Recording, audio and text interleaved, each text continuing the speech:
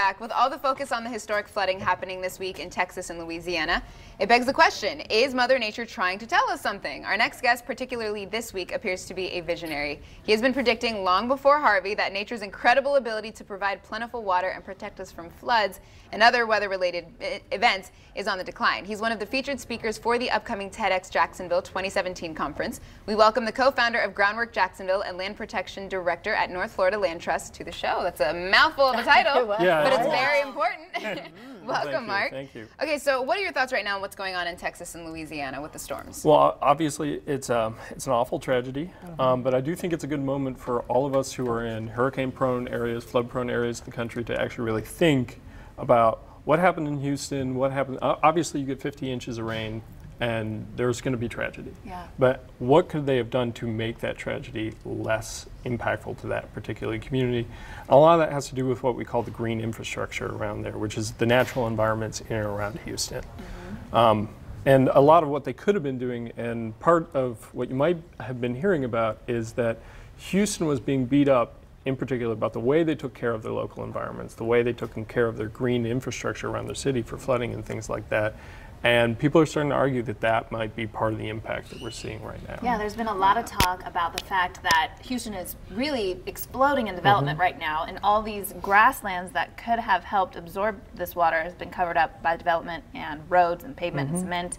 How much do you think they could have avoided some of this flooding, like by what percent, if they had had those grasslands to absorb some of it? You know, it's hard to say percentage, but the thing about a grassland is it's, you know, plants are thirsty, right? You know, they absorb a lot of water. And so when you take that grassland out there that's really wants to stop the water, hold it there, let it percolate into the ground, and you cover it with pavement, that pavement's just going to shoot it off into the next little river or wherever it is, or pond or lake or whatever that is that's now flowing over its banks and into the city in general. So had they been able to design, and there are ways of designing cities where you actually keep part of your grasslands, you keep your wetlands, you keep all this kind of stuff, as well as you have your houses and you have your city infrastructure, they potentially could have been able to handle a lot more water than they've been able to handle. Do you think Florida's doing a good job when it comes to developing new neighborhoods and new urban communities in terms of considering that with our wetlands as well? Some places are. I think South Florida's starting to figure it out because they have, you know, it's been a legacy issue in South Florida, and then now you have sea level rise and you get, you know, these king tide flooding and you know, all that kind of stuff that's happening in South Florida.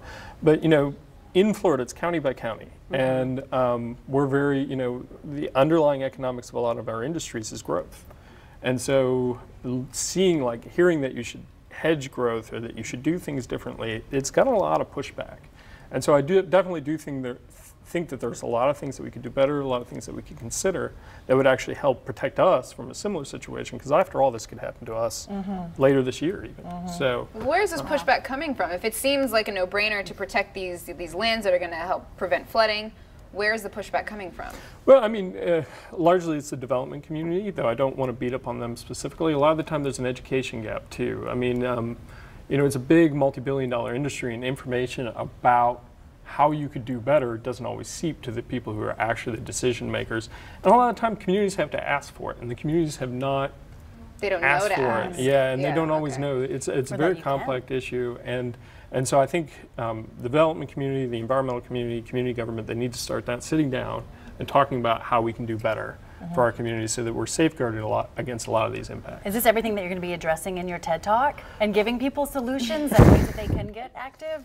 So my TED Talk's actually about how we value things. Okay. So, you know, I mentioned green infrastructure, and you know, it's a really common expression in my profession for people to say nature is priceless, and I agree with it, right? Because it is priceless, but it's not priceless like something in a museum that we can lock it up and protect that way. We have to live with it, and because it's priceless, it means it's without a price, which means there's no cost to us to hurt it, and all the good things that nature does for us, you know, experientially, ethically, religiously, whatever, but also in things like flood prevention and water quality, those things don't have a value. When you go, like, you know, let's say cut down a forest, there's no value in terms of what that's done to the community, and we need to actually start valuing these things in dollars a cent of impact to the rest of us before we actually start going out and kind of impacting nature, the natural world, even more. Right. And so that's really what my talk is about, is how we value things in real, like, pocketbook kind of way. So could a company that went in and cut it down then have to pay a fee for any kind of flooding that could potentially happen? You know, like, so they could put a price on it.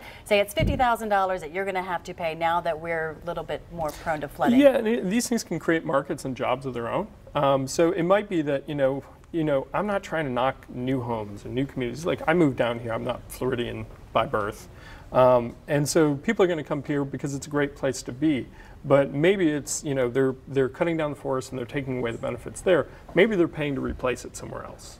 And so, when they replace it, that can create jobs. You know, there's a lot of people we've even put to work in planting new forests and restoring natural habitats, and in even more complex things that they can do over that. So it's not even just about what we're doing with the initial impact, but how you can grow in a whole kind of green economy. That's fascinating. It sounds like it really is contributing to more balance as a whole. Now, I want to hear about rural economic justice. Yeah. Okay. I hear you're very passionate about this.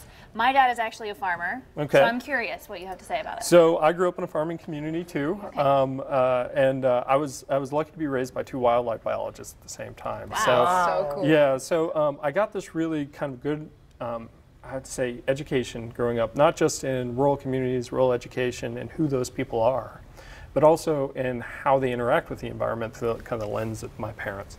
And you know, one of the things I got to see is that rural communities are by far and large poor, right? On average, 6 to 8% higher higher unemployment rates, 5% higher food insecurity rates, all kinds of kind of unfortunate things about rural communities, and largely it's because their incomes are based off the land, and we undervalue the land. And so, you know, part of the talk is that if we actually put more value in these natural resources that we have out there, which these people are largely the caretakers of, most of our natural resources are still owned by private persons. Then if we put more value in that, their fortunes are going to better as well. And so it's seeing the natural community in this green economy kind of way is also a way of improving people's lives. Thank you for giving us it's a totally different way of thinking about the land that we live on. It's really interesting. I'm excited for the talk. Good luck. I hope you guys come on out.